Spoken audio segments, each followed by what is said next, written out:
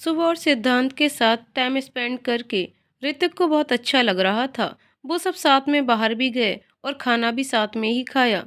वापस आने पर ऋतिक छत पर टहल रहा था।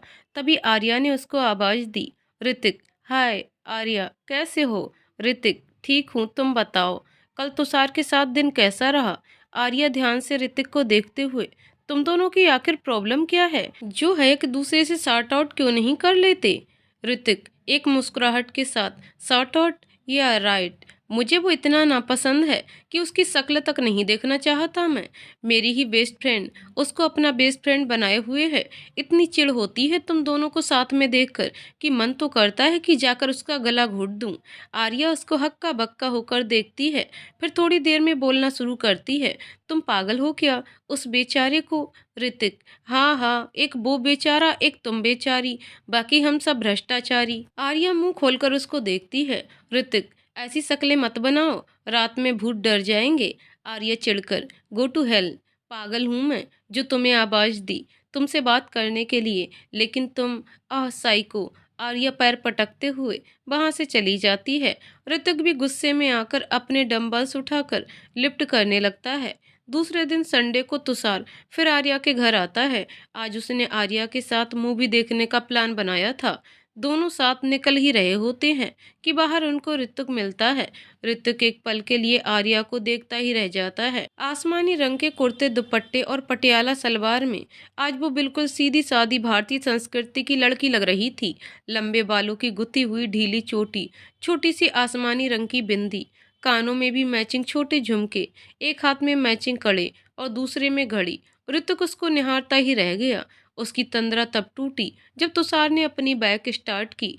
ऋतिक भागकर बाइक के सामने आ गया। ऋतिक, कहीं जा रहे हो दोनों?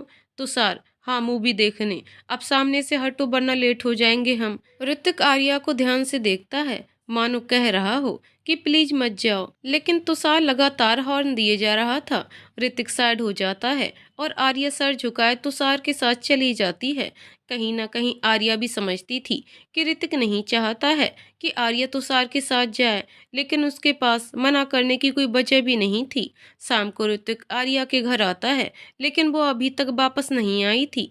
आरती जी और रिधिमा दोनों ही ऋतिक के साथ बैठे होते हैं और उसके सामने तुषार की तारीफ कर रहे होते हैं। ऋतिक को अब समझ आता है कि तुषार ने अपनी इमेज बहुत अच्छी बना रखी है।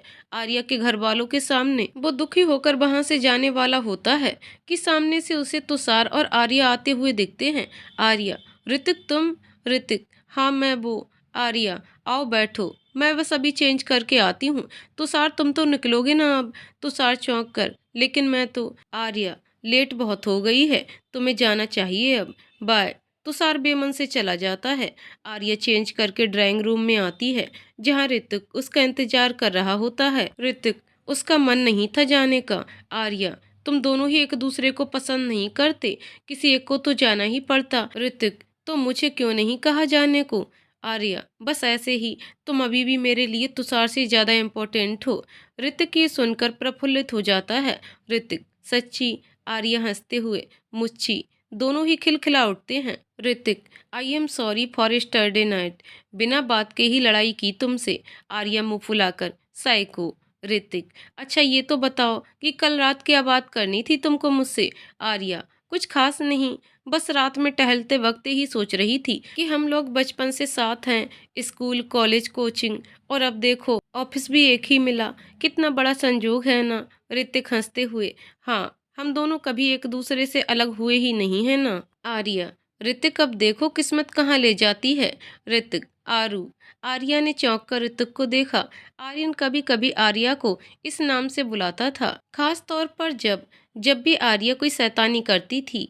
आर्यन के बाद केवल ऋतिक ही था जो आर्या को इस नाम से बचपन में चिढ़ाता था, और बदले में आर्या उसको बिग कहकर मजाक बनाती थी। आज काफी सालों के बाद ऋतिक ने आर्या को आरू कहा था। आर्या ऋतिक की तरफ शरारती मुस्कान लिए बिग दोनों दौड़ते हुए छत की तरफ भागते हैं। एक तरह से दोनों में रेस लग रही थी। फिर टेरेस पर पहुंचते ही दोनों बड़े से गमले में लगे कनेर के पेड़ की तरफ अपना रुख करते हैं, जहां ऋतिक आर्या से पहले ही उस पेड़ को छू लेता है। दोनों ही हाँफ रहे होते हैं, लेकिन साथ में हंसते भी रहते हैं। आर्या अपनी सांस थामते हुए अभी तक नहीं भूले भी। ऋतिक, आरू, कितने सालों बाद ये किया।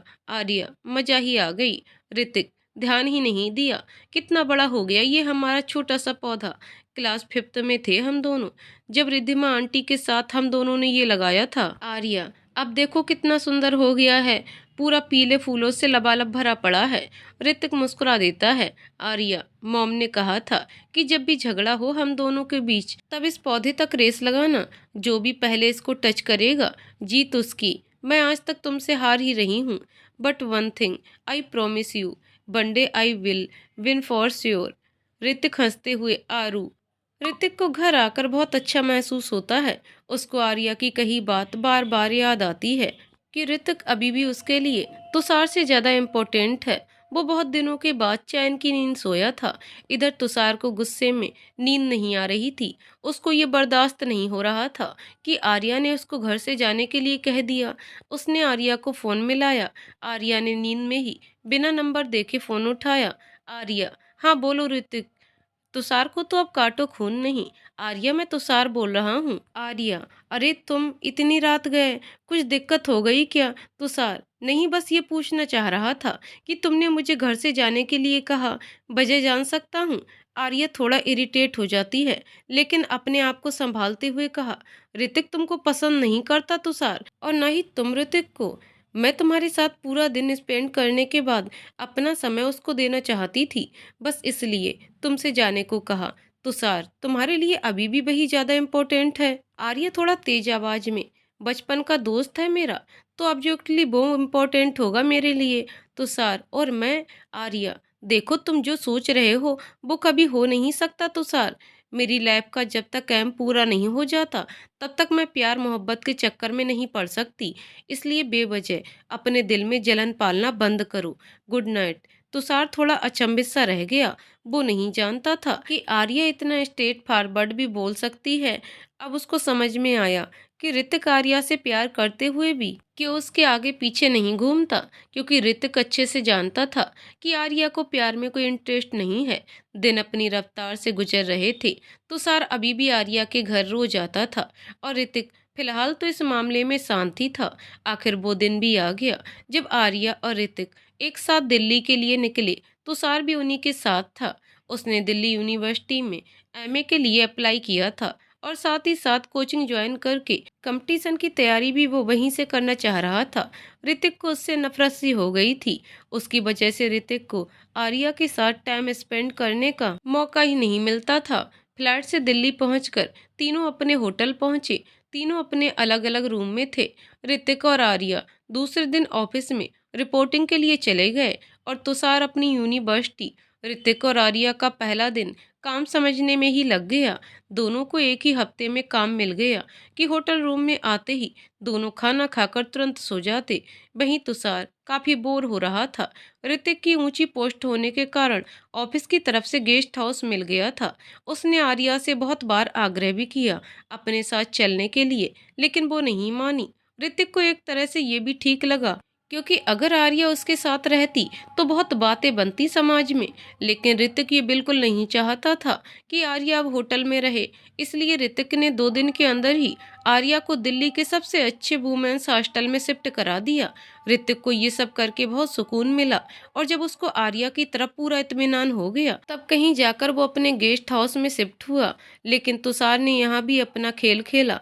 वो आर्या के हॉस्टल के पास ही एक घर में पेन गेस्ट बनकर रहने लगा। ऋतिक का मन किया कि उसका मुंह तोड़ दे, लेकिन अपनी बेबसी पर बस वो तड़प कर ही रह गया। खैर, ऑफिस के काम की वजह से आर्या और ऋतिक का भी आपस में मिलना बहुत कम हो गया था। दोनों ही बहुत थक जाते थे और एक दूसरे से बात भी ना के बराबर ही होती थी। एक दिन आर्या किसी काम से ऋतिक के केबिन में गई। नॉक करके जब उसके अंदर आने की परमिशन मिली, जब उसने देखा कि ऋतिक अपनी चेयर पर बैठा था और एक यंग खूबसूरत लड़की ऋतिक के राइट साइड झुककर खड़ी थी। उसका चेहरा लगभग ऋतिक के चेहरे के पास ही था और दोनों ही लोग किसी फाइल को बहुत ध्यान से पढ़ रहे थे। बेस्ट लेंथ ब्लू टॉप और स्किन टाइट जीन्स पहने उसने अपने घुंघराले बालों को खुला रखा था, जिसकी कुछ लट ऋतिक के कंधे पर आ रही थी। आर्या को पता नहीं क्यों ये देखकर अच्छा नहीं लगा। ऋतिक ने बिना उसकी तरफ देखे ही कहा, यस कहिए। आर्या थोड़े गुस्से में आ गई। Sir, I need to get some papers signed. Hrithik ने जब महसूस किया कि आवाज आर्या की है, तो उसने फाइल से नजर हटाकर उसकी ओर देखा। ऋतिक कुछ बोलता उससे पहले ही वो लड़की, जिसका नाम आन्वी था, बोल पड़ी, मिस आर्या, आप पेपर्स टेबल पर रखकर जाइए। आर्या सर झुकाकर पेपर्स टेबल पर रखकर चली जाती है। ऋतिक उसको जाते हुए देखता है। आन्वी, रित क्या हुआ? ये बैलेंस शीट तुम्हें सही लग रही है? ऋतिक ने आन्वी की तरफ देखा। उसे अब एहसास हुआ कि उसकी और आन्वी की नजदीकी कुछ ज्यादा ही है, और आर्या ने इसी अवस्था में इन दोनों को देख लिया। आन्वी प्लीज बैठ जाओ, मैं फाइल देखकर बताता हूँ। आन्वी, मैं अपने केबिन में हूँ, लंच तो साथ ही में होगा ना? ऋतिक सिर्फ मुस्कुरा देता है। लंच टाइम में ऋतिक आर्या की चेयर पर आता है। उसके दिए हुए पेपर्स को वापस साइन करके देने के लिए ये काम किसी प्यून से ना कहकर ऋतिक खुद करता है, क्योंकि इसी बहाने उसे आर्या को देखने का मौका मिल रहा था। ऋतिक देखता है कि आर्या अकेले ही लंच कर रही है। आर्या उसको देखकर खड़ी होती है और ऋतिक मुस्कुराते हुए पेपर्स उसकी डेस्क पर रखकर चला जाता है। उसको याद आता है कि आर्या अभी भी इतनी सोशल नहीं हुई है। ऑफिस में 1 महीना होने को आया है, लेकिन आर्या अभी तक लंच अकेले ही कर रही है। वो मुस्कुराते हुए आगे बढ़ ही रहा था कि रास्ते में उसको आन्वी मिलती है और दोनों साथ में आन्वी के केबिन में चले जाते हैं। आर्या को ये देखकर दिल में एक टीस सी उठती है। आर्या का मन काम में नहीं लगता। उसको रह रहकर आन्वी और ऋतिक की नजदीकी याद आती है। आर्या अपने मन में, क्या हो गया है मुझे? क्यों मुझे उसका किसी और के करीब होने से फर्क पड़ रहा है? वो तो बचपन से ही लड़कियों से घिरा रहता था, फिर आज क्यों मुझे इतना दुख हो रहा है? आर्या अपना सर झटक कर दोबारा अपना मन काम में लगाने की कोशिश करती है, लेकिन काफी प्रयत्न के बाद भी आर्या के जहन से ऋतिक और आन्वी की नजदीकी वाली बात बाहर नहीं आ पा रही थी। आर्या का सर दर्द करने लगता है और वो कैंटीन में आकर अपने लिए कॉफी मंगाती है। कॉफी का मग हाथ में लिए वो अपनी डेस्क पर आ जाती है। शाम 5 बजे ऑफिस ओवर हो जाता है। आर्या ऑफिस से बाहर आती है। उसको याद आता है कि उसकी गाड़ी सर्विसिंग में गई है। ये गाड़ी आर्यन ने उसको जॉब लगने की खुशी में गिफ्ट की थी।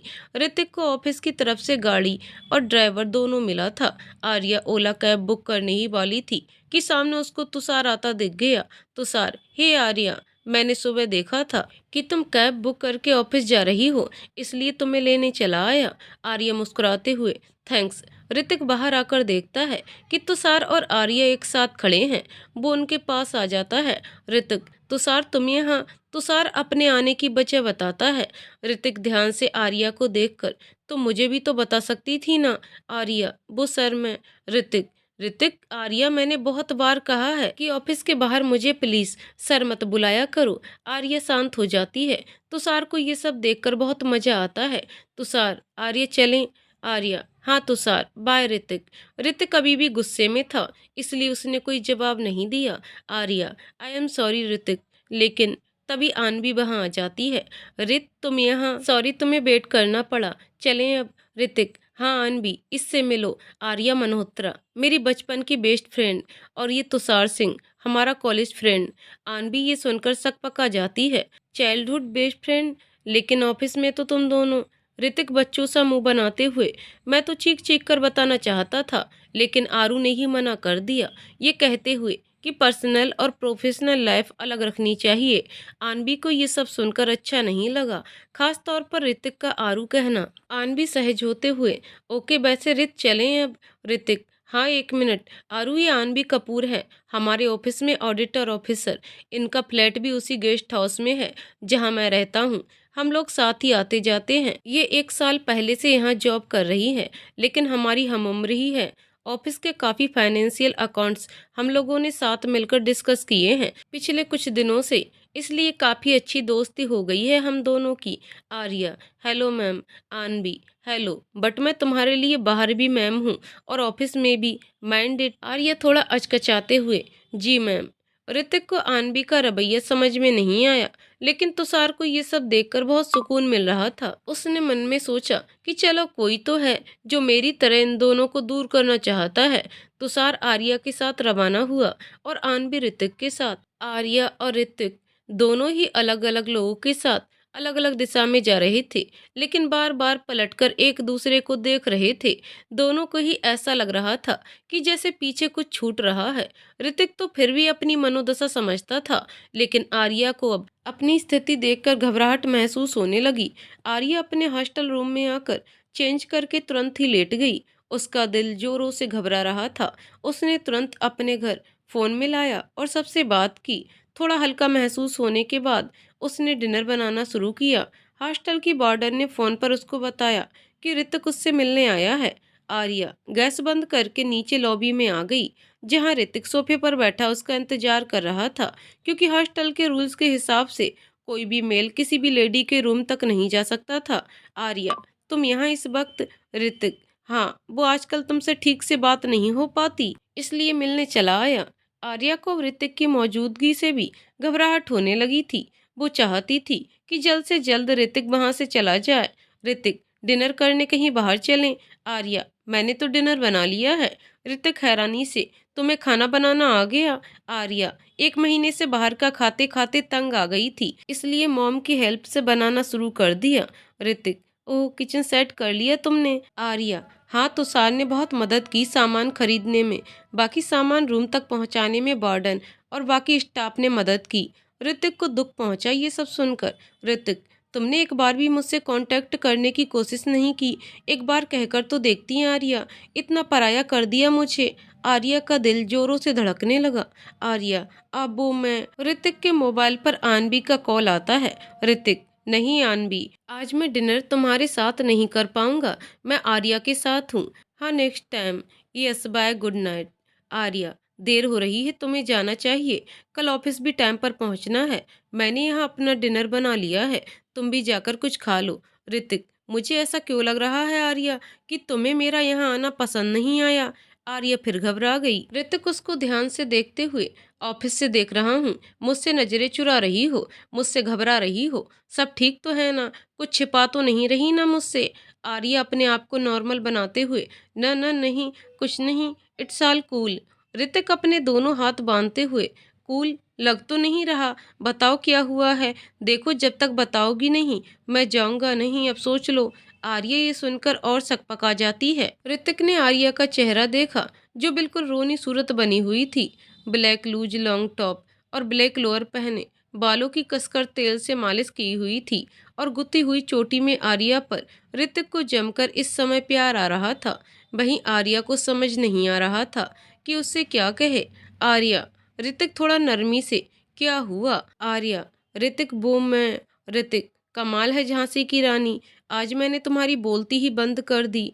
आर्या को अब थोड़ा गुस्सा आ गया। आर्या, नहीं, ऐसा कुछ नहीं है, मेरा सर दर्द हो रहा है और तबीयत भी ठीक नहीं लग रही, इसलिए थोड़ा अनईजी फील हो रहा है। ऋतिक उसके करीब आकर उसका माथा छूता है। आर्या के दिल की धड़कनें बहुत तेज हो गईं। ऋतिक, हम, फीवर तो नहीं है? आर्या तुरंत पीछे हटते हुए, आर्या, नहीं, मैं ठीक हूँ। ऋतिक उसका प्यार से गाल थपथपाते हुए, जाओ रेस्ट करो, लेकिन कल डिनर हम साथ करेंगे, खाना थोड़ा ज्यादा बना लेना। आर्या बस सर हिला देती है। रूम में आकर आर्या अपने गालों को सहलाने लगी, जहां ऋतिक ने थपथपाया था। फिर एकदम से अपना हाथ झटक कर, Arya, you have gone mad. Focus focus. खाना खाते ही आर्या सो गई, क्योंकि उसको टेंशन की वजह से थकावट बहुत हो गई थी। रात में ऋतिक आर्या को फोन मिलाता है। आर्या नींद में, हाँ ऋतिक। ऋतिक, सो रही थी क्या? आर्या, नहीं, डांस कर रही थी, आओ तुम भी। ऋतिक मुस्कुराकर, ये हुई ना मेरी शेरनी वाली बात, मुझे तुम ऐसे ही अच्छी लगती हो, ऐसे ही रहा करो। आर्या को ये सुनकर शर्म आ जाती है। ऋतिक, हेलो आर्या, सो गई क्या? आर्या चौंक कर अपने होश में आती है। Arya, good night Hrithik. Phone disconnect करके आर्या तुरंत उठकर बैठ जाती है। उसकी नींद उड़ गई थी। वो अपने दोनों हाथों से सर थाम कर कहती है, हे भगवान, ये सब क्या है? मैं ब्लश कर रही हूँ, वो भी ऋतिक की वजह से? नहीं, प्लीज गॉड, नो वे। आर्या की पूरी रात करवट लेते हुए गुजरी। दूसरे दिन वो जल्दी नहा धोकर पूजा पाठ करने बैठी। उसने पूरी हनुमान चालीसा पढ़ी और भगवान जी से अनुरोध किया कि उसका दिमाग ना भटकाए। वो बाहर आई ऑफिस जाने के लिए कि सामने से उसको ऋतिक आता दिखाई दिया। ऋतिक, गुड मॉर्निंग, अब तबीयत ठीक है? आर्या, तुम यहाँ? ऋतिक, हाँ तुम्हें लेने आया हूँ। कार तो अभी आई नहीं। आर्या बहुत धीरे से, हनुमान जी आपसे विनती की थी कि दिमाग को ना भटकाएं और उसका परिणाम आपने ये दिया। ऋतिक, क्या बड़बड़ा रही हो आर्या? चलो अब गाड़ी में बैठो। आर्या ऋतिक के साथ गाड़ी की तरफ चलती है। ऋतिक उसके लिए बैक डोर ओपन करता है, जहां बैक सीट पर आनवी पहले से ही बैठी होती है। Arya, good morning ma'am. Aanvi बिना कुछ बोले सिर्फ सर हिलाती है। ऋतिक ड्राइवर के साथ आगे बैठ जाता है। ड्राइवर गाड़ी स्टार्ट कर देता है। आनवी, रित वैसे ये गलत बात है। हम दोनों की रैंक सेम है, इसलिए हम दोनों को साथ बैठना चाहिए था। ये लोअर रैंक वालों को आगे ड्राइवर के साथ बैठना था। ऋतिक को ये उम्मीद नहीं थी। वो पलटकर आर्या को देखता है, जो खोई हुई सी खिड़की के बाहर देख रही थी, जैसे उसने कुछ सुना ही नहीं। ऋतिक को लगा कि शायद आर्या नाटक कर रही है, लेकिन आर्या ने सच में कुछ नहीं सुना था, बल्कि वो तो हनुमान चालीसा पढ़ रही थी अपने मन में। आनवी, क्या हुआ? कुछ गलत कहा क्या मैंने? ऋतिक ने कोई जवाब नहीं दिया। तभी आर्या का मोबाइल रिंग हुआ। आर्या रिंग की वजह से यथार्थ में वापस आ गई। आर्या, हाँ तुषार, मैं ऋतिक के साथ हूँ। नहीं, शाम तक मेरी गाड़ी आ जाएगी। हाँ, डायरेक्ट ऑफिस में ही। Okay bye. Aanvi, so miss Arya, Tushar आपका बॉयफ्रेंड है? आर्या हंसते हुए, नहीं मैम, बस अच्छा दोस्त है। आनवी, ऋतिक से भी अच्छा?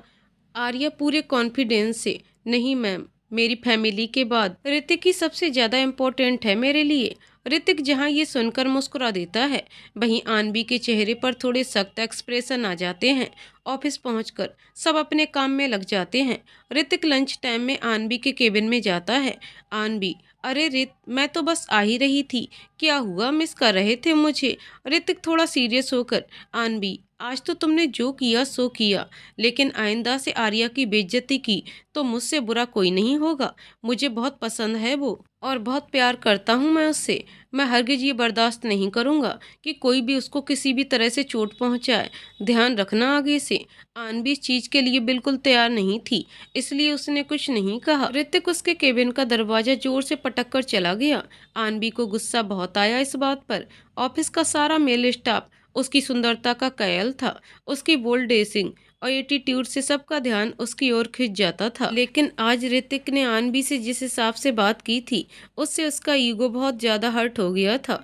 ऑफिस टाइम ओवर होते ही आनवी सीधा आर्या के पास पार्किंग स्टैंड पहुंची। आनवी, मुझे नहीं पता था कि तुम इतनी रोतलू लड़की हो। आर्या हैरानी से, जी मैम।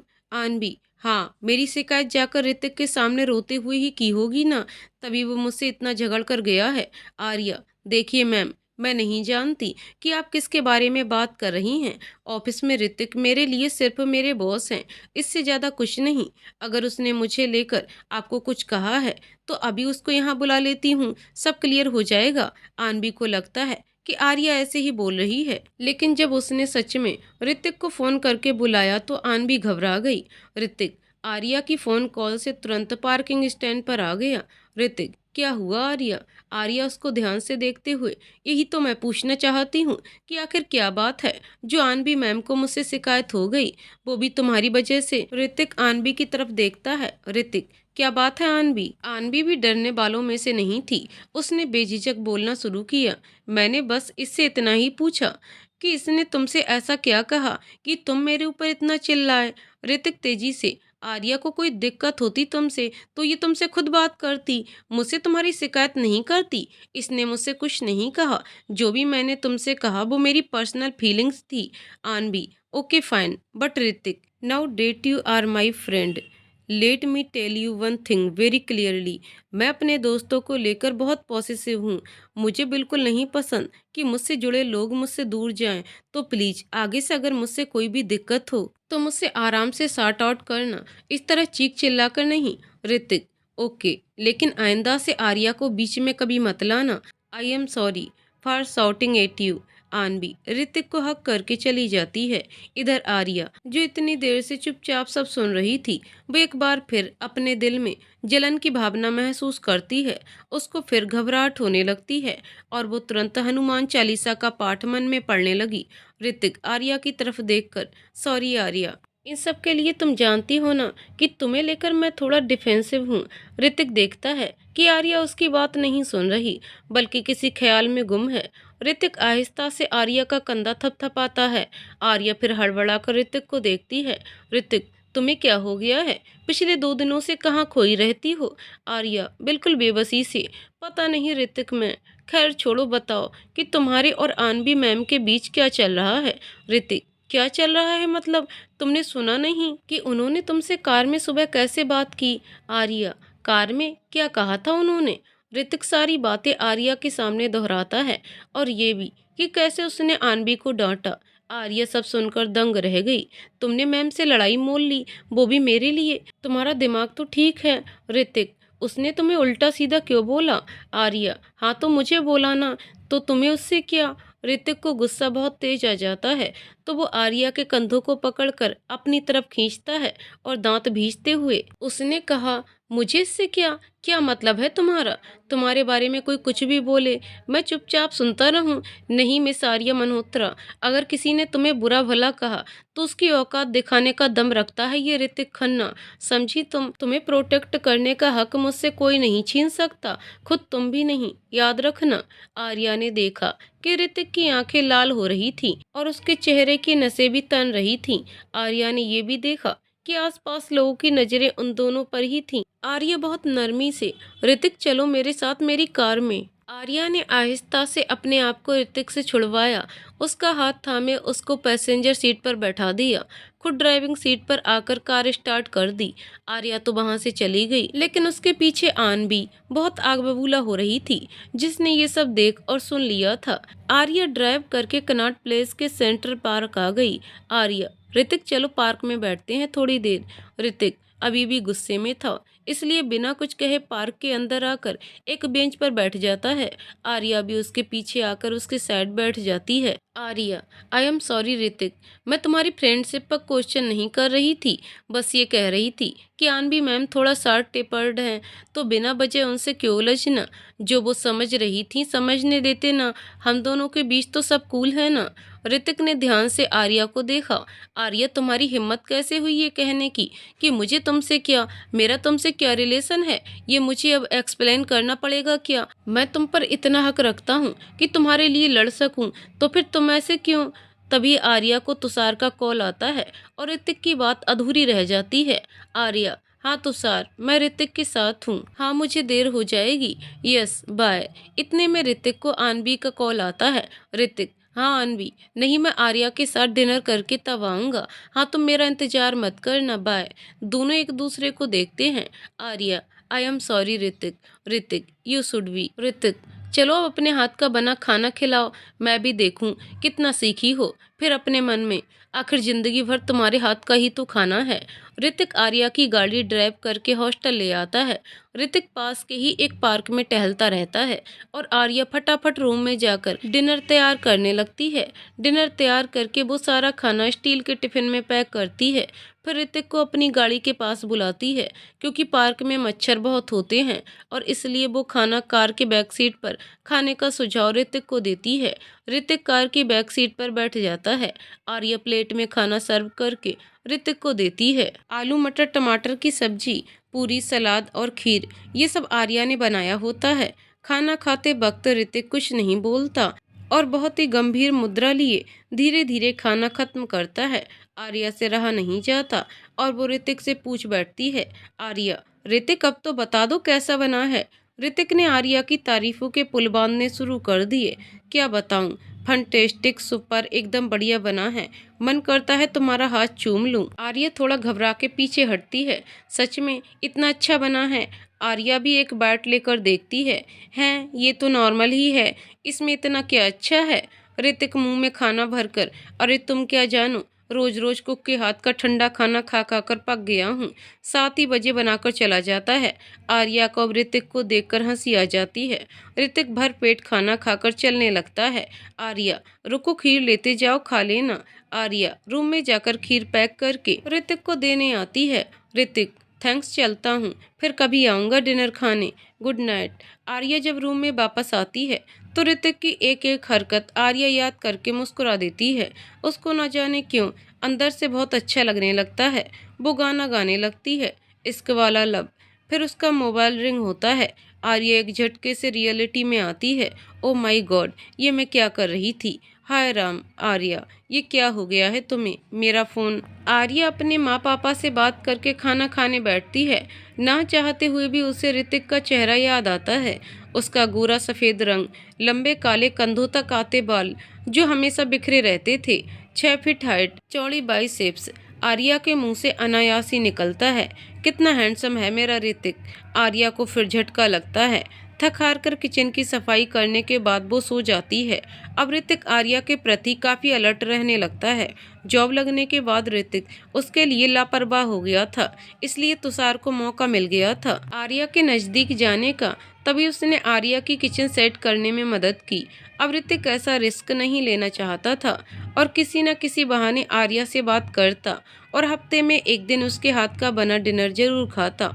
वहीं आर्या बीबी ऋतिक के प्रति अपने एहसासों को लेकर कंफ्यूज थी। आनवी का बर्थडे आने वाला था और वो स्टाफ के कुछ चुनिंदा लोगों को क्लब में इनवाइट करती है, जिसमें वो आर्या से कहती है कि तुषार को भी अपने साथ लाए, क्योंकि उस क्लब में केवल कपल एंट्री थी। बर्थडे वाले दिन तुषार और आर्या एक साथ क्लब पहुंचते हैं। ऋतिक को ये देखकर कुछ खास अच्छा नहीं लगता, लेकिन वो शांत था। पार्टी अच्छे से हो गई, कोई भी तमाशा या ड्रामा वहाँ नहीं हुआ। लेकिन एक समय के बाद आर्या और तुषार को ऋतिक और आनवी नहीं दिखे, इसलिए वो दोनों बिना उनसे मिले ही चले आए। आर्या को इस बात का अफसोस भी हुआ। आर्या को रात 12 बजे के आसपास आनवी का कॉल आया। आर्या उस टाइम बहुत नींद में थी। उसने बेपरवाही से फ़ोन उठाया। हाँ बोलो ऋतिक। आनवी, रित नहीं, आनवी बोल रही हूँ। आर्या थोड़ी चौंकी जरूर, लेकिन नींद में होने की वजह से उसने ज़्यादा नहीं बोला। आनवी, मेरी बात ध्यान से सुनो। फ़ोन रखते ही अपना व्हाट्सएप चेक करना। तुम्हें अब रित से दूरी बनानी है, इतनी दूरी कि वो तुमसे नफरत करने लगे, समझी तुम? वरना कल मैं ये फ़ोटोज़ पूरे ऑफिस में लीक कर दूंगी और ऋतिक को सेक्सुअल हैरेसमेंट के केस में अंदर करवा दूंगी। Got it? आर्या की नींद उड़ गई। फोन डिस्कनेक्ट होते ही उसने अपना व्हाट्सएप खोला। उसमें ऋतिक की टॉपलेस फोटोज थीं, जिसमें वो आनवी के ऊपर ऐसा झुका हुआ था जैसे उसके साथ जबरदस्ती कर रहा हो। आर्या ये फोटोज देखकर दंग रह गई। पूरे 10 मिनट के लिए वो अपने होश और हवास में नहीं थी। थोड़ा नॉर्मल होने के बाद उसको रोना आ गया। उसको कुछ समझ ही नहीं आ रहा था कि वो क्या करे। सर पकड़कर वो सारी रात ऐसे बैठी रही। बस उसको एक ही बात समझ में आई कि ऋतिक को आनवी ने फंसा दिया है और अब वो आर्या को भी ब्लैकमेल कर रही है। सुबह उसको आनवी का फिर कॉल आता है। आनवी, गुड मॉर्निंग, क्या सोचा तुमने? आर्या को इतना गुस्सा आया उस पर कि वो चिल्ला पड़ी। तुम इतना गिर कैसे सकती हो? तुम्हारे माँ पापा ने तुम्हें कुछ सिखाया नहीं है क्या? आनवी चीखते हुए, जस्ट शट अप। तुम रित से दूर रहोगी या मैं फोटोज लीक करूं? आर्या फिर से डर जाती है। लेकिन तुम ऐसा क्यों कर रही हो? आनवी, जवाब दो आर्या, फालतू की बहस नहीं। आर्या बेबसी से, फाइन, लेकिन तुम भी एक दिन अपने कर्मों का फल जरूर भुगतोगी। आर्या डरे सहमे ऑफिस गई। लंच टाइम में ऋतिक उससे मिलने आया, क्योंकि अब पूरे ऑफिस को पता था ऋतिक और आर्या चाइल्डहुड बेस्ट फ्रेंड हैं। ऋतिक, हेलो आर्या। आर्या बिना उसकी तरफ देखे, सर आपको यहाँ नहीं होना चाहिए, प्लीज जाइए यहाँ से। ऋतिक हैरानी से, अच्छा थोड़ी देर बात कर लूँ फिर चला जाऊँगा। आर्या धीरे से लेकिन तीखी आवाज में, मैंने कहा ना, जाइए यहाँ से, जस्ट लीव। ऋतिक काफी परेशान होकर वहां से चला जाता है। आर्या को फिर आनवी का कॉल आता है। Aanvi, good job, keep it up. Arya की आंखों में नमी आ जाती है। ऑफिस ओवर होते ही आर्या अपनी कार की तरफ आती है, जहां ऋतिक पहले से खड़ा होता है। ऋतिक, यार कल मैंने गलती से लेमन सोडा की जगह एल्कोहलिक ड्रिंक उठा ली, उसके बाद मुझे होश नहीं रहा।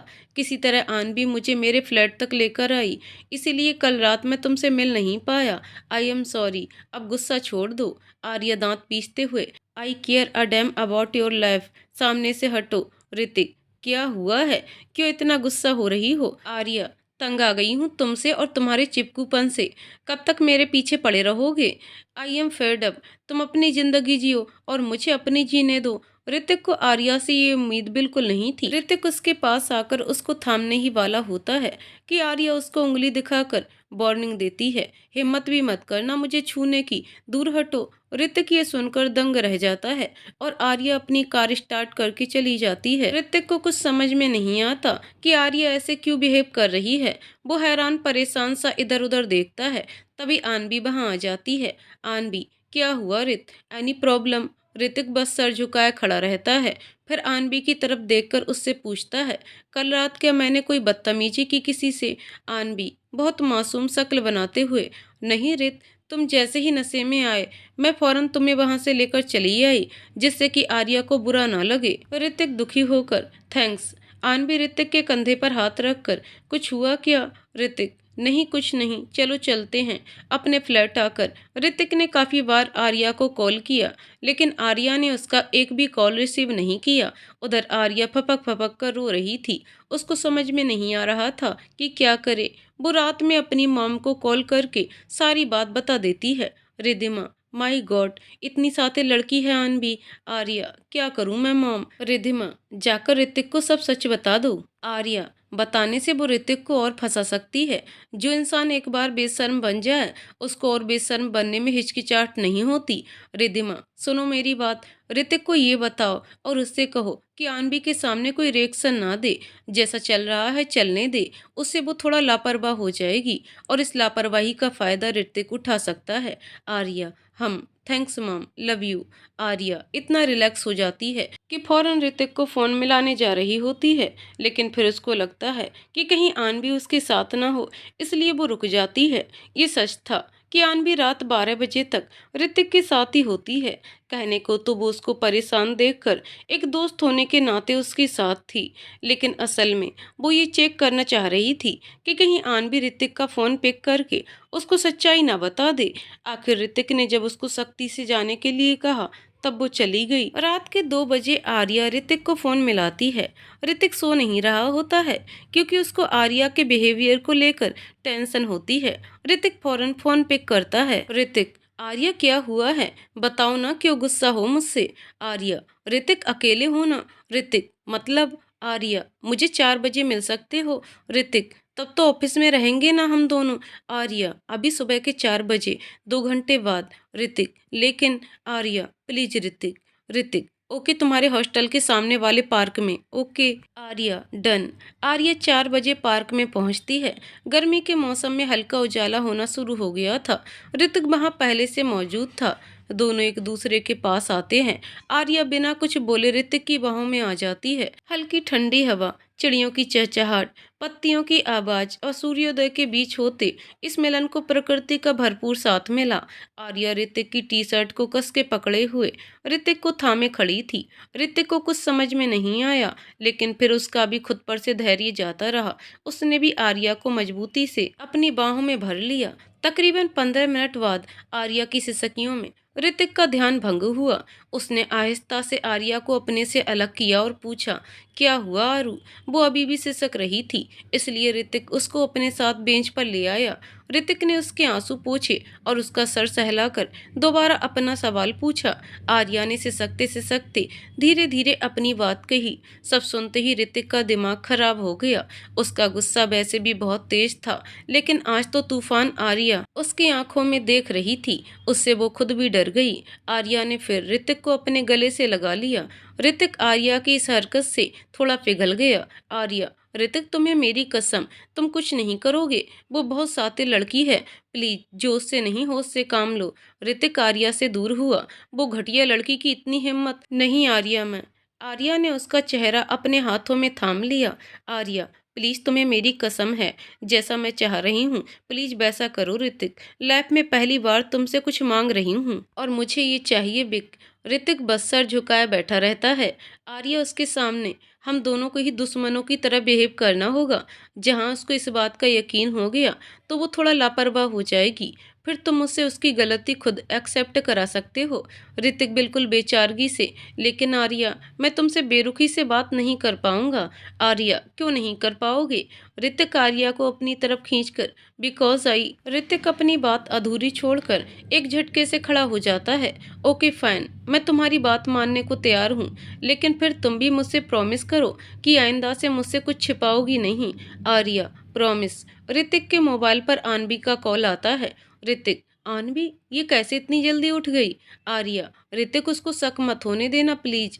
ऋतिक पूरे खुशदिली से, गुड मॉर्निंग आनबी। हाँ, सर दर्द हो रहा था, इसलिए वॉक पर निकला था। ओहो, कितनी फिक्र है तुम्हें मेरी। एक तुम ही तो हो मेरी सच्ची हितैषी। हाँ, बस अभी आता हूँ, ब्रेकफास्ट साथ में करेंगे, बाय। ऋतिक फोन डिस्कनेक्ट कर देता है। आर्या हंसते हुए, ये हुई ना बात स्पाइडरमैन। आर्या जानती थी कि ऋतिक का फेवरेट सुपर हीरो स्पाइडरमैन है। उसको जब भी इस नाम से बुलाओ वो खुश हो जाता था। ऋतिक मुस्कुराते हुए, अब देखना मेरा कमाल। वो एक आंख मारकर आर्या को बाय बोलकर निकल जाता है। दोनों ही हंसते हुए अपनी दिशा में आगे बढ़ते हैं और दोनों के ही दिमाग में एक बात चल रही थी, वो थी एक दूसरे के गले मिलना। ऋतिक जब अपने फ्लैट पर पहुंचा तो आनवी उसको बाहर ही खड़ी मिल गई। उसको देखते ही ऋतिक को जबरदस्त गुस्सा आया, लेकिन फिर आर्या की कसम याद आते ही उसने दुख भरा मुंह बना लिया। ऋतिक, आओ अंदर आओ, कुछ आता ही होगा। आनवी, तुम अभी भी टेंशन में हो? ऋतिक, आर्या का बिहेवियर बहुत टेंशन दे रहा है यार। यकीन नहीं होता कि मैं इस लड़की को बचपन से जानता हूँ। आनवी, कभी कभी इंसान को रंग बदलते देर नहीं लगती। आर्या भी उसी में से एक इंसान है, शायद उसको कोई और पसंद आ गया हो तुम्हारी जगह। ऋतिक किसी तरह बस संयम बरत रहा था। उसने अपनी पूरी लाइफ में न आर्या के खिलाफ कुछ सुना था न बोला था, लेकिन अब उसको दोनों ही करना पड़ रहा था। ऋतिक शांत हो जाता है और आनवी बोलना जारी रखती है।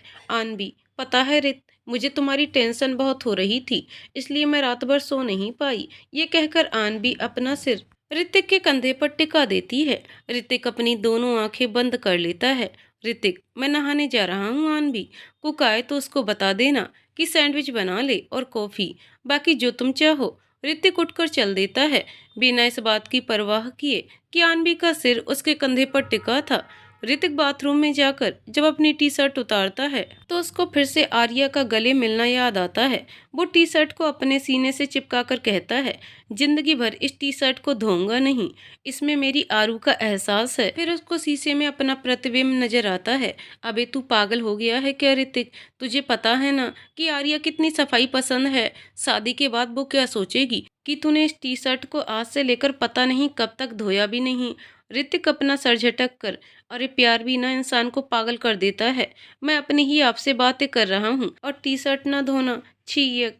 ऋतिक नहाकर आता है तो देखता है कि कुक के साथ आनवी भी किचन में थी। ऋतिक चिढ़कर अपने मन में सोचता है, पता नहीं क्यों इतना चिपकी हुई है कल शाम से। आरू ने कसम दी ना होती तो ऐसा मजा चखाता इसको कि। आनवी कुक के साथ बाहर आ जाती है। आनवी, रित ये लो सैंडविच, कॉफी और पास्ता। पास्ता मैंने बनाया है और तुम्हारी कॉफी भी। लैब में पहली बार मैं किचन में गई सिर्फ तुम्हारे लिए। ऋतिक हंसते हुए, कितना लकी हूँ मैं। आनवी, वो तो तुम हो। आनवी कपूर सबके लिए ये नहीं करती। आनवी ऋतिक के करीब आकर उसकी गर्दन सूंघती है। पास में खड़ा कुक ये देखकर असहज होकर किचन में वापस चला जाता है। ऋतिक भी आज पहली बार किसी लड़की के करीब आने से असहज हुआ था।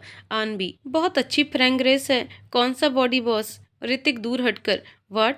आनवी खिलखिलाते हुए, घबराओ नहीं रित, लड़के वैसे भी मेरी सुंदरता के आगे घबरा जाते हैं, लेकिन तुम इतना टेंशन मत लो, चलो नाश्ता करो। ऋतिक ब्रेकफास्ट करता है और उसको आर्या के हाथ से बने खाने की याद आती है। वो मुस्कुरा देता है। आनवी को लगता है कि ये मुस्कुराहट उसके लिए है। ब्रेकफास्ट के बाद ऋतिक, आनवी जाकर रेडी हो जाओ, फिर साथ में ऑफिस चलेंगे। आनवी चली जाती है।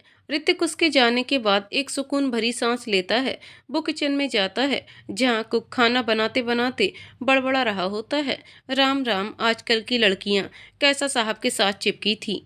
ऋतिक को भी ये सुनकर हंसी आ जाती है। मनोहर भैया, मेरा टिफिन पैक हुआ? मनोहर सकपकाकर, जी जी सर। ऋतिक, घबराओ मत भैया, आजकल की लड़कियां उफ तौबा हैं। ऋतिक अपने दोनों हाथ जोड़कर कहता है, जिससे मनोहर को भी हंसी आ जाती है। ऑफिस पहुंचकर आर्या और ऋतिक एक दूसरे की तरफ देखते भी नहीं हैं। पूरा टाइम वो दोनों अजनबी बने रहते हैं। इससे ऋतिक को बेहिसाब दुख होता है, लेकिन उसको आर्या की कसम रोके रहती है। आनवी फिर देर तक ऋतिक के फ्लैट पर रुकी रही। रात के 2 बजे ऋतिक आर्या को कॉल करता है। ऋतिक, आर्या कब तक ये नाटक करना है? आर्या, सब आनवी की एक लापरवाही भरी गलती पर निर्भर करता है। ऋतिक, मुझे मिलना है तुमसे। Arya, same time same place. Hrithik और आर्या अब बेसब्री से सुबह के 4 बजने का इंतजार करते हैं।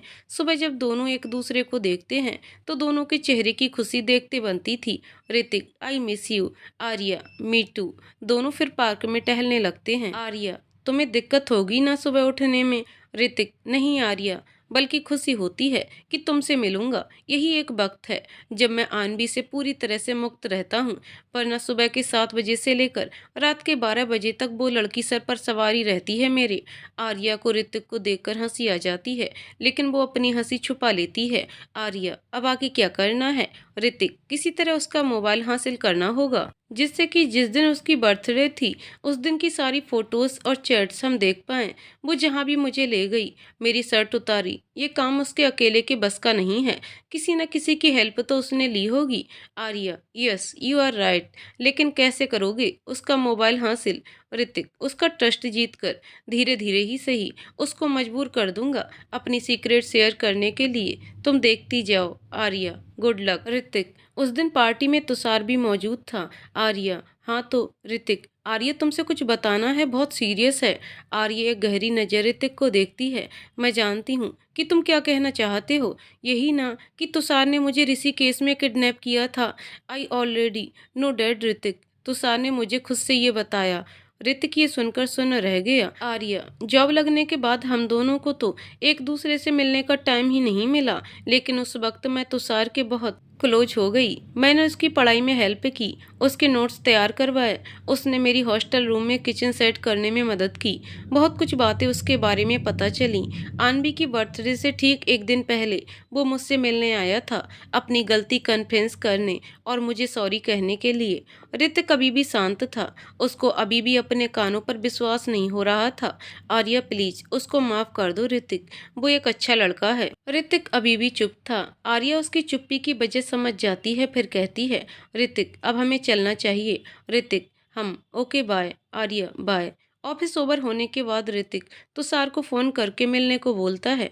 तुषार उसको संडे को एक रेस्टोरेंट में बुलाता है। जैसे ही ऋतिक फोन डिस्कनेक्ट करता है, पीछे से आनवी उसके पास आती है। आनवी, तुषार से क्यों मिलना है तुम्हें?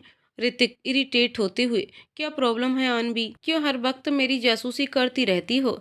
आनवी थोड़ा शांत होते हुए, तुषार उस आर्या का दोस्त है, मैं नहीं चाहती कि तुम वापस दुखी हो इन 2 कौड़ी के लोगों के पीछे। ऋतिक गुस्से में, आनवी इनफ इज इनफ।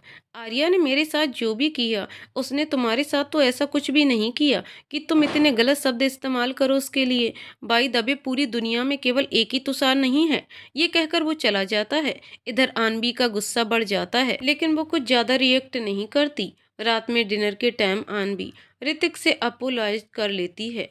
आर्या और ऋतिक अब दूर ही रहते, एक दूसरे से जरूरत पड़ने पर ही दोनों रात के 2 बजे बात करते और सुबह 4 बजे मिलते। संडे को ऋतिक रेस्टोरेंट पहुंचा। आनवी ने ऋतिक को उस दिन फोन पर बात करते हुए रेस्टोरेंट का नाम सुन लिया था। वो भी ऋतिक के पीछे पहुंची, लेकिन उसने ऋतिक के साथ आनवी के दोस्त को नहीं, वरन किसी और लड़के को देखा। ये देखकर आनवी वहां से चली गई। उसके जाने के 1 घंटे बाद तुषार उसी रेस्टोरेंट में पहुंचा।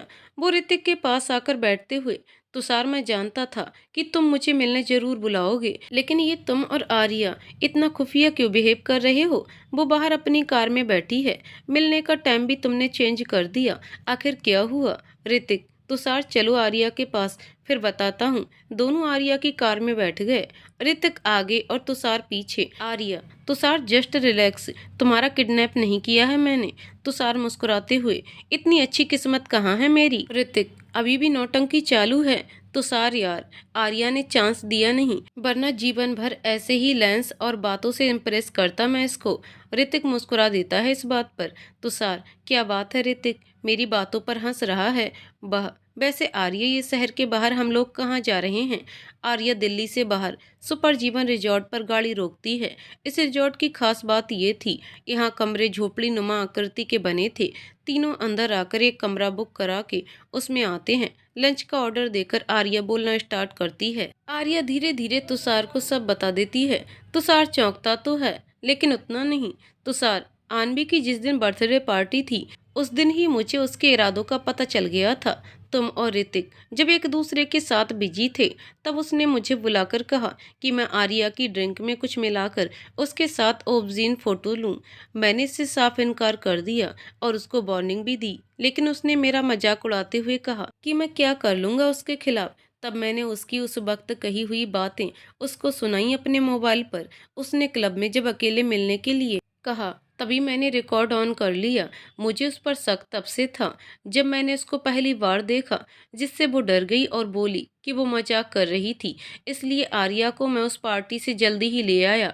ये बात मैंने आर्या को इसलिए नहीं बताई क्योंकि मुझे लगा कि इससे सिर्फ टेंशन ही बढ़ेगी, और अपने हिसाब से मैंने आनवी को कायदे से वार्निंग भी दे दी थी, लेकिन वो इतनी सातिन निकलेगी इसका मुझे अंदाजा नहीं था। ऋतिक, वो रिकॉर्डिंग तुषार है मेरे पास, ले लेना। ये सुनते ही ऋतिक और आर्या की आंखें चमक उठी।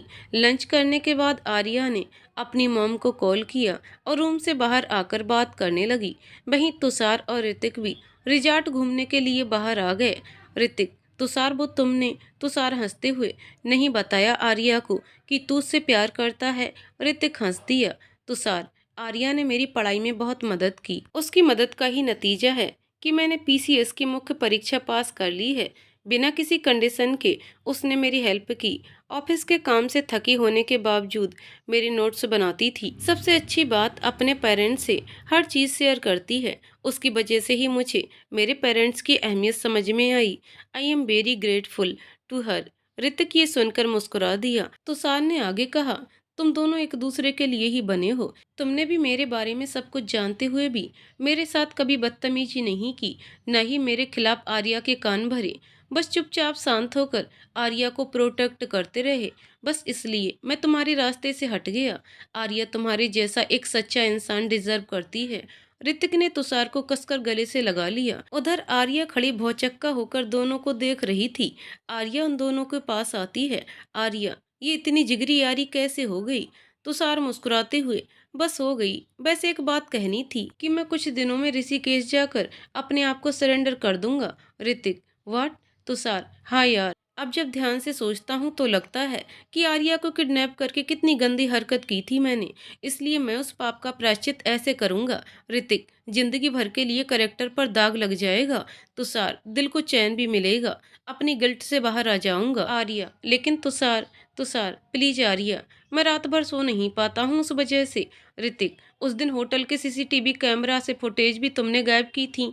तुषार दुखी होकर, हाँ, वहाँ के सिक्योरिटी गार्ड को अपने साथ मिला लिया था 5,000 रुपए में। ऋतिक, एक बार सोच लो फिर से। तुषार, एक बार जो मैंने कंटीमेंट कर दी, उसके बाद तो मैं खुद की भी नहीं सुनता। ऋतिक और आर्या को हंसी आ जाती है। आर्या, मेरी मदद की जरूरत पड़े तो मैं हर तरह से तैयार हूँ तुम्हारे फेवर में स्टेटमेंट देने के लिए। तुषार उन दोनों को अनबी की रिकॉर्डिंग देकर निकल जाता है। तुषार और ऋतिक कैब करके अपने अपने स्थान की तरफ प्रस्थान करते हैं और आर्या अपनी गाड़ी से। इन तीनों का अलग अलग समय पर दिल्ली पहुंचना जरूरी था, वरना आनबी को शक हो जाता। ऋतिक को आनबी के कॉल्स आने शुरू हो जाते हैं, लेकिन वो एक भी कॉल नहीं उठाता। ऋतिक को इस समय इतना गुस्सा आ रहा था कि अगर आनबी सामने होती तो वो उसका गला घोट देता। अपने फ्लैट पर पहुंचते ही आनबी उसके पीछे पीछे अंदर आ जाती है। आनबी गुस्से में, कब से फोन मिला रही हूँ, क्यों नहीं उठा रहे थे? ऋतिक सोफे पर बैठते हुए, मेरी मर्जी। आनबी उसके बगल में बैठते हुए, क्या मतलब तुम्हारी मर्जी? मैं कुछ नहीं लगती क्या? ऋतिक उसको घूरते हुए, देखो आनबी, मेरा दिमाग मत खराब करो, जाओ यहाँ से। आनबी ऋतिक का कॉलर खींचते हुए, तुम्हारी इतनी हिम्मत कि तुम आनबी कपूर को जाने के लिए कह रहे हो? लड़के मेरे आगे पीछे घूमते हैं, एक तुम ही हो जिसने मुझे घास तक नहीं डाली, और ये बात मैं बर्दाश्त नहीं कर सकती। ऋतिक बिल्कुल नॉर्मल होकर, मुझे तुम में रत्ती भर भी इंटरेस्ट नहीं है। आनबी गुस्से से ऋतिक के और करीब आकर, क्यों, क्या मैं खूबसूरत नहीं हूँ? तुमसे ज्यादा हैंडसम लड़के मेरे पीछे मरते हैं, फिर तुम क्या चीज हो? ऋतिक, तो जो मरते हैं उनके पास जाओ, यहाँ मुझ पे क्यों मर रही हो? आनबी, क्योंकि तुम पहले ऐसे लड़के हो जिसने मुझे एटीट्यूड दिखाया, तुमको तो मैं अपना बनाकर रहूंगी। ऋतिक हंसते हुए, इसीलिए आर्या को मुझसे दूर किया। आनबी खिलखिलाते हुए, बेवकूफ लड़की, मुझसे पंगा ले रही थी, अब जिंदगी भर रोती रहेगी। ऋतिक, मैं आर्या की जगह किसी को नहीं दे सकता। आनबी गुस्से में चीखते हुए, तुम मेरे हो, सिर्फ मेरे। मैंने आर्या को धमकी दी है तुमसे दूर रहने की। अगर वो तुम्हारे पास आई तो मैं तुम पर सेक्सुअल असल्ट का केस फाइल कर दूंगी, समझे तुम? आनबी ने गुस्से में आकर अपना किया धरा सब उगल दिया। कुछ देर बाद उसको होश आया कि उसने क्या कहा है। वो भागने ही वाली थी कि ऋतिक ने उसकी कलाई पकड़ ली। ऋतिक, डरो मत, मैं कुछ नहीं कहूंगा, लेकिन मैं तुम्हें छोड़ूंगा भी नहीं। ये कहकर ऋतिक आनबी को उसकी अभी बोली गई बातों की और उस दिन क्लब में तुषार से बात करने की रिकॉर्डिंग सुनाई। रिकॉर्डिंग सुनकर आनबी हक्का बक्का हो गई। आनबी, तो तुम मेरे साथ ऐसे कैसे कर सकते हो? ऋतिक, मैंने तो कुछ किया ही नहीं। आनबी वहां से भाग जाती है। ऋतिक आर्या को कॉल लगा देता है और सब बात बताता है। आर्या, आनबी ने वैसे ही रिएक्ट किया जैसे तुमने कहा था। ऋतिक, जानता था मैं ये बात, अब देखते हैं कि आगे क्या करती है। दूसरे दिन ऑफिस पहुंचकर आर्या और ऋतिक पहले की तरह ही दोस्तों जैसे बिहेव करते हैं। आनबी बिल्कुल शांत रहती है, कुछ भी नहीं बोलती। कुछ दिन ऐसे ही बीत गए, लेकिन आर्या और ऋतिक अभी भी आनबी को लेकर चौकन्ने थे, क्योंकि उनको लगता था ये कभी भी कुछ भी कर सकती है। एक महीने के बाद आर्या का बर्थडे आता है। ऋतिक एक रात पहले ही सारी तैयारी में लग जाता है। उसको रात 12 बजे सबसे पहले आर्या को विश करना था। रात के 12 बजे ऋतिक आर्या के हॉस्टल के सामने बने पार्क में उसको बुलाता है। आर्या काफी नींद में वहां आती है। वो रोड क्रॉस करने ही वाली थी कि इस तेज रफ्तार से कार उससे टकराते हुए बची। ऋतिक को शायद इस बात का अंदेशा था, इसलिए वो पहले ही आर्या के साथ खड़ा था और बेहद अलर्ट था। उसने समय रहते ही आर्या को पीछे कर दिया। आर्या की सारी नींद हवा हो गई। उसने डर की वजह से ऋतिक की बांह जोर से पकड़ ली। ऋतिक ने कार का नंबर नोट कर लिया। वो किसी तरह आर्या को विश करके उसको वापस हॉस्टल छोड़कर गुस्से में अपने फ्लैट में वापस आया। ऋतिक ने दूसरे दिन ऑफिस से छुट्टी ली और आनबी के खिलाफ एफआईआर कराने पुलिस स्टेशन चला गया। उसने एविडेंस के तौर पर दोनों रिकॉर्डिंग पुलिस को सौंपी और एक्सीडेंट की कोशिश करने वाली कार का नंबर भी। इसके बिना पर इंस्पेक्टर ने आनबी को उसके फ्लैट में जाकर अरेस्ट कर लिया। आनबी को ऋतिक से ये उम्मीद बिल्कुल नहीं थी। जब पुलिस आनबी को अरेस्ट करके ले जा रही थी तब ऋतिक वहीं पर था। आनबी, मैंने तुमसे ये उम्मीद बिल्कुल नहीं की थी। ऋतिक दांत पीसते हुए, इतना सब हो जाने के बाद भी तुम्हारे खिलाफ कोई एक्शन नहीं लिया, लेकिन इस बार तुमने हद कर दी। तुमने मेरी आरू की जान लेने की कोशिश की। अगर उसको एक खरोच भी आती तो मैं पुलिस से पहले तुम्हारी दुर्दशा कर देता। आनबी, तुम दोनों की तो मैं। महिला कांस्टेबल उसकी बात पूरी होने से पहले ही उसको ले गई। आनबी को गिरफ्तार करा के ऋतिक को कुछ अच्छा तो नहीं लग रहा था, लेकिन उसके पास और कोई चारा नहीं था। उसने ये सब आर्या को बिना बताए किया था। शाम को ऑफिस ओवर होने के बाद ऋतिक आर्या को एक रेस्टोरेंट में लेकर गया। वहां जाकर सारी बात बताई। आर्या बिल्कुल शॉक्ड हो गई। ऋतिक, सॉरी आर्या, लेकिन बचपन से तुम्हें प्रोटेक्ट करने की आदत है, इसलिए बर्दाश्त से बाहर हो गया। आर्या मुस्कुराकर, कोई बात नहीं, तुम पर मुझे पूरा भरोसा है, लेकिन फिर भी एक मौका दे सकते हैं आनबी को। ऋतिक, हाँ, सोच तो मैं भी यही रहा हूँ। आर्या सोचते हुए, सजा कम करवा सकते हैं और आनबी से कहते हैं कि यहाँ से ट्रांसफर ले ले। ऋतिक, वकील करना पड़ेगा अब। आर्या, हाँ ये तो है। ऋतिक, चलो देखता हूँ अब। आर्या मुस्कुराते हुए, बहुत थके हुए लग रहे हो, चलो तुम्हारे लिए डिनर बना दूं। ऋतिक के चेहरे पर ये सुनते ही चमक आ गई। दोनों साथ में गए और आर्या ने ऋतिक के लिए दाल चावल, घी लगी रोटी, आलू प्याज की सूखी सब्जी, रायता चटनी बनाया और सलाद के साथ टिफिन में पैक किया। फिर हमेशा की तरह ऋतिक को कार की बैक सीट पर थाली सजाकर परोसा।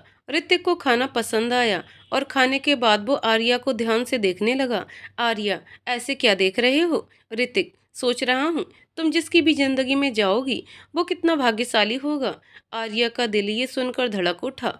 इधर आनबी की टेंशन में आर्या ने ऋतिक के बारे में सोचना कम कर दिया था, लेकिन आज फिर ऋतिक ने उसके दिल में प्रेम के तार छेड़ दिए थे। ऋतिक, क्या हुआ? कुछ गलत कहा क्या मैंने? आर्या ने अपनी नजरें झुका दी।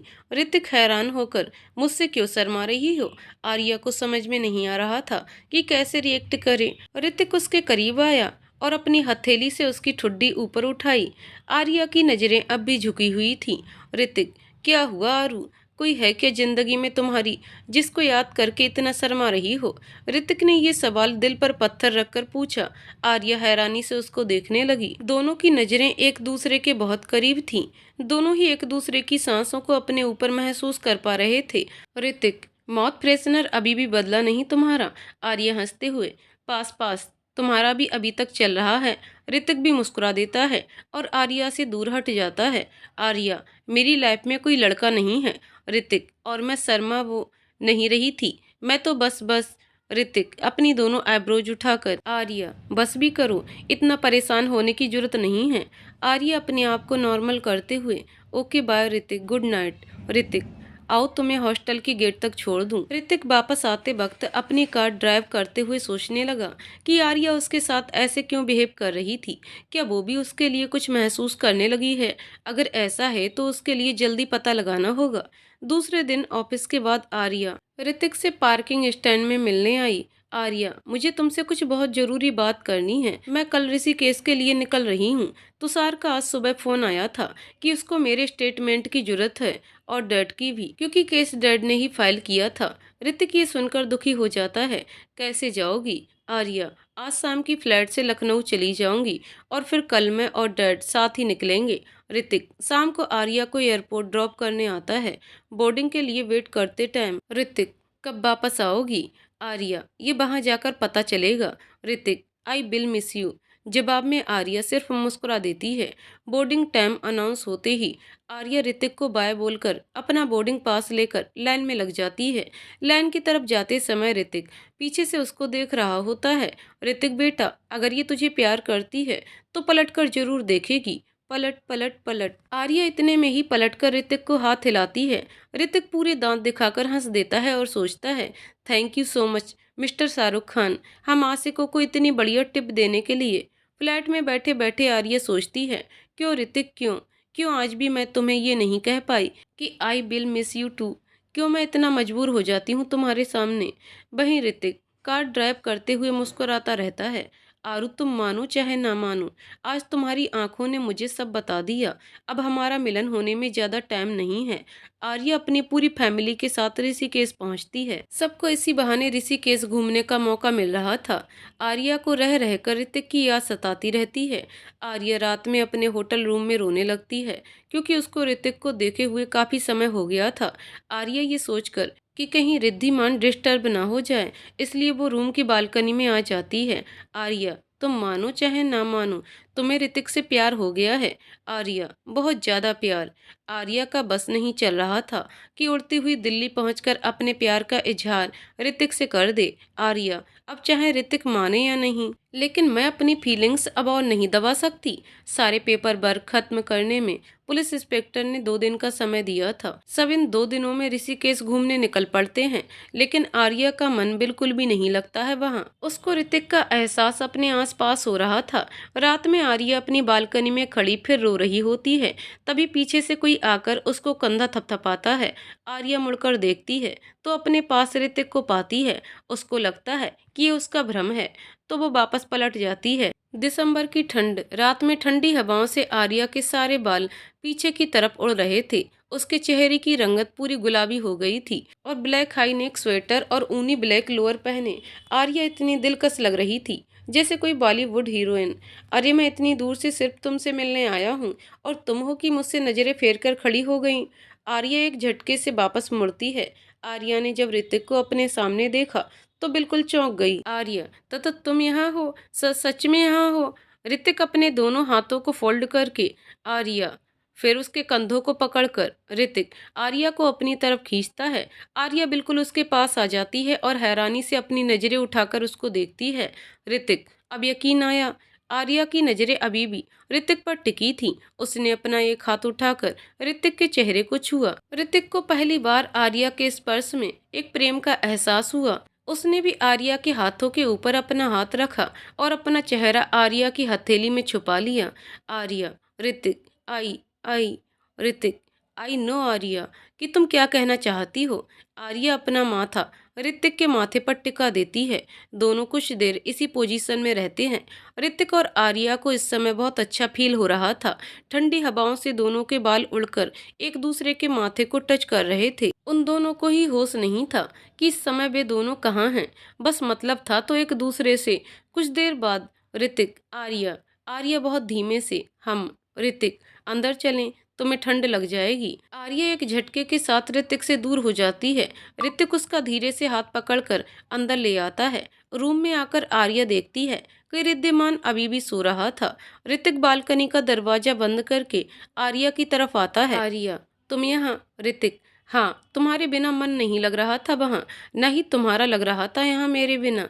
आर्या फिर शर्मा जाती है। ऋतिक, हाय आरू, तुम तो मेरी जान निकालने में लगी हुई हो। आर्या अपनी पलकें उठाकर, मैं तुम्हारी जान को कहीं नहीं निकलने दूंगी, उसको कैद करके रखूंगी अपने दिल में। ऋतिक उसके थोड़ा नजदीक आकर, तुम्हें ये सब बातें भी आती हैं? आर्या ऋतिक को देखकर, तुम्हारे लिए मेरे एहसास बदल गए हैं ऋतिक, इसलिए बात करने का लहजा भी बदल गया है। ऋतिक उसके चेहरे को अपने दोनों हाथों में थाम कर, जब तुम ऐसे शर्माती हो ना, तो बहुत खूबसूरत लगती हो। आर्या बहुत धीमे से, तुमने अभी तक मेरे सवाल का जवाब नहीं दिया, तुम यहाँ कैसे? ऋतिक अपना हाथ उसके चेहरे से हटाकर सोफे पर आकर लेट जाता है। कहा तो तुम्हारी याद आ रही थी, फिर तुषार से कांटेक्ट किया और आ गया यहाँ। आर्या सोफे के पास पड़ी कुर्सी पर बैठते हुए, लेकिन मेरे रूम में कैसे? ऋतिक उठता है और आर्या को अपने पास खींचकर अपने पास बैठा लेता है। फिर उसकी गोद में सर रखकर, मैंने रिद्धिमान से पहले ही कह रखा था, रूम का दरवाजा मत लॉक करना, उसे प्ले स्टेशन दूंगा गिफ्ट में। आर्या का मुंह खुला का खुला रह गया। हद है ऋतिक, ऋतिक मैं बहुत थक गया हूँ। आर्या, जाकर तुषार के रूम में सो जाओ और कुछ खाना भी ऑर्डर कर लेना। ऋतिक, लेकिन आर्या, आर्या ऋतिक को उठाते हुए, लेकिन बेकिन कुछ नहीं, तुम्हें पता है ना ऋतिक, इस टाइम हमारा साथ होना कितना गलत है। ऋतिक उठते हुए, अच्छा जा रहा हूँ, बाय। ऋतिक आर्या के गाल पर एक किस देकर निकल गया। आर्या शर्म से बिल्कुल लाल हो गई। नेक्स्ट डे आर्या को पता चला कि ऋतिक के मॉम एंड डैड भी आए हुए हैं। सब लोग माउंटेन ट्रैकिंग के लिए निकल गए। पहाड़ों पर पहुंचकर ऋतिक ने अपना हाथ आर्या की तरफ बढ़ाया। आर्या ने भी उसका हाथ थाम लिया। सारे लोग ऊपर पहुंचकर प्राकृतिक सौंदर्य का आनंद लेने लगे। अंत में जब संजय जी और आरती जी भी ऊपर आए, आर्यन और रिद्धिमा के साथ, तब ऋतिक ने हॉट पॉट से कॉफी निकालकर सबको सर्व किया। जब सब लोग थोड़ा रिलैक्स हो गए, तब ऋतिक ने बोलना स्टार्ट किया, मैं आप लोगों से कुछ कहना चाहता हूँ, एक्चुअली वो। तुषार ने तब ऋतिक के कंधे पर हाथ रखकर उसको मोटिवेट किया। ऋतिक अपनी दोनों आंखें बंद करके थोड़ी तेज आवाज में, मैं आर्या से प्यार करता हूँ और उससे शादी करना चाहता हूँ। जब कोई रिएक्शन नहीं आया तो ऋतिक ने धीरे से अपनी आंखें खोली। सब उसको बड़ी बड़ी आंखें लिए देख रहे थे। एक पल के बाद संजय जी, माय गॉड, ये तो बहुत अच्छी बात है, लेकिन आर्या, क्या वो भी? Aryan, I am proud of you mom, brave boy, that's the spirit. Riddhima, Rishabh, Swarnika, Aarti ji, सबके चेहरे पर खुशी थी। वहीं आर्या को इस बात की बिल्कुल भी उम्मीद नहीं थी, इसलिए वो थोड़ा कंफ्यूज थी। Tushar, come on Arya, speak up. Hrithik Arya के सामने घुटने टेक कर उसके जवाब का इंतजार कर रहा था। सब एक साथ, से यस आर्या, प्लीज से यस। आर्या आंखों में आंसू लिए ऋतिक के सामने घुटने पर बैठ जाती है और ऋतिक के दोनों हाथों को थामकर, Hrithik, will you marry me? दोनों की ही आंखें झलक आती हैं। दोनों एक दूसरे का हाथ थामे उठ जाते हैं, सबका पैर छूते हुए। आखिर में वो तुषार के पास आकर एक साथ थैंक यू बोलते हैं। खुशी खुशी सब एक एक करके धीरे धीरे नीचे उतरने लगे। सो मैडम, आप मिसेज ऋतिक। ऋतिक आर्या को देखकर, खन्ना बनने के लिए रेडी हैं? आर्या रोते हुए, बिक, हमारा मिलन हो गया आज। आज हम दोनों एक हो गए हैं ना। ऋतिक आर्या को कस के गले लगा लेता है। आर्या भी अपने आप को ऋतिक में समा लेती है। सुबह की धूप, चिड़ियों की चहचहाहट, ठंडी हवा, पत्तियों की सरसराहट और ऋषिकेश जैसी पावन नगरी के धार्मिक माहौल के बीच होता ये मिलन ऋतिक और आर्या दिल से महसूस कर रहे थे। ऋतिक आर्या से अलग होते हुए उसके माथे को चूम लेता है और आर्या भी उसके हाथों को चूमती है। आर्या, चलें, सब हमारा इंतजार कर रहे होंगे। ऋतिक आर्या का हाथ थामे चल पड़ता है। पीछे से इन दोनों पर ही सूरज की रोशनी पड़ रही थी। दोनों इतने खूबसूरत लग रहे थे। तुषार पेड़ के ओट में छिपकर उन दोनों की फोटो ले लेता है। वास्तविकता में दोनों मेड फॉर ईच अदर लग रहे थे। इसके साथ ही ऋतिक और आर्या की शादी की तैयारियां शुरू हो गईं और बसंत पंचमी के दिन दोनों एक दूसरे के साथ पवित्र बंधन में बंध गए। शुभ, शिल्पा, तुषार, सिद्धांत, यहाँ तक कि आनवी भी इस विवाह के साक्षी बने और सबके मुंह पर बस एक ही बात थी, इससे अच्छा साफ दिल और सच्चा कपल हो ही नहीं सकता। God bless the beautiful couple. तो दोस्तों, कहानी यहीं पर समाप्त होती है। दोस्तों, आपको कहानी कैसी लगी कमेंट करके जरूर बताइएगा। कहानी पसंद आई हो तो वीडियो को लाइक शेयर करें और चैनल को सब्सक्राइब करें। कहानी को पूरा सुनने के लिए बहुत बहुत धन्यवाद दोस्तों।